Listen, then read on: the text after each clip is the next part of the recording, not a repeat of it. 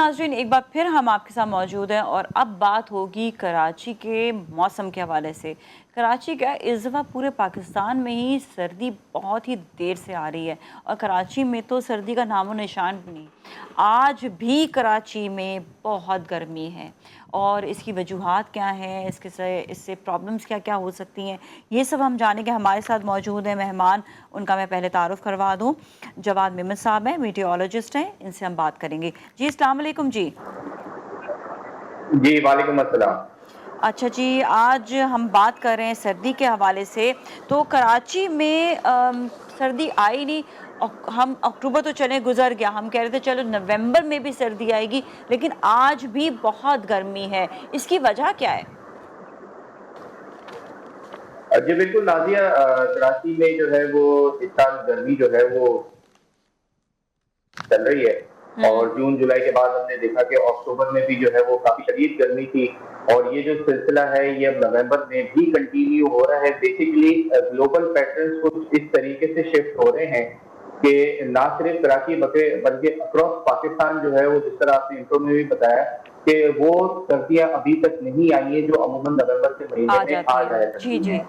कराची में इन दिनों जो है वो अक्टूबर का लास्ट वीक हो या नवंबर का फर्स्ट वीक हो, स्टार्टिंग डेज हो, रात के टाइम पे जो है वो मौसम काफी हद तक बेहतर हो जाता है।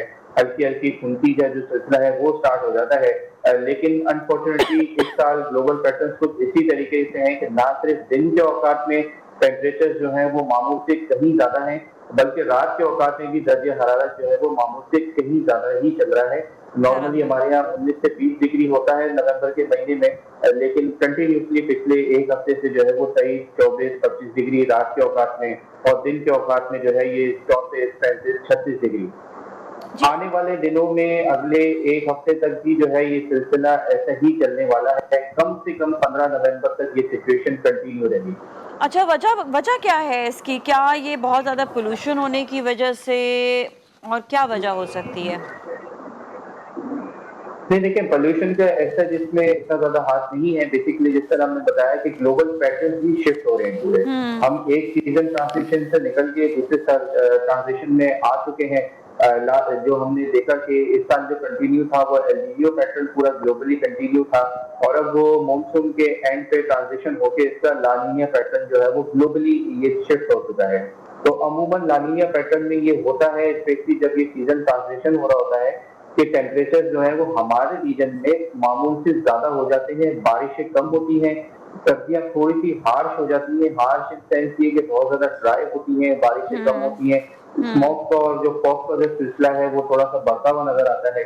लेकिन इस साल जो ओवरऑल ग्लोबल टेम्परेचर हैं वो भी काफी हद तक मामूल से ज्यादा हैं और इसी के जो इफेक्ट हैं वो हम यहाँ पर भी आज देख रहे हैं। अच्छा जी, एक वजह आप ये भी बताइएगा कि जब बारिश नहीं हो रही है तो उसके बाद देखिए फिर वही वाली बात आ जाती है कि हमारे यहाँ पर जो है बहुत ज़्यादा पोल्यूशन होने की वजह से भी जो है बारिशें नहीं हो रही हैं, ग्रीन बेल्ट्स नहीं हैं।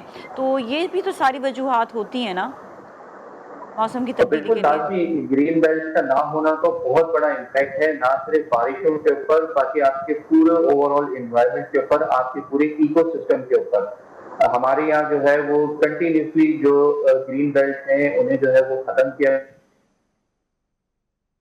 जी जी। देखिए ओवरऑल जो इस वक्त हम ये देख रहे हैं कि प्रॉब्लम जो है वो इस वक्त यही वाली आ रही है ना कि ग्लोबल वार्मिंग जो है उसकी वजह से भी मौसम की तब्दीली जो है बहुत ज़्यादा। पहले सर्दियां बहुत तवील हुआ करती थी और ये हमने देखा कोविड के टाइम पर कि कोविड के टाइम पर बिल्कुल ऑन टाइम हर चीज़ हो रही थी। बिल्कुल ऐसा ही है क्योंकि कोविड के टाइम पे आपने देखा कि दुनिया जो है वो लॉकडाउन में थी और ये जो सारे कार्बन एमिशन हैं, जो पोल्यूशन हैं, वो ड्रास्टिकली जो है वो बहुत ज्यादा डिक्रीज हुए थे।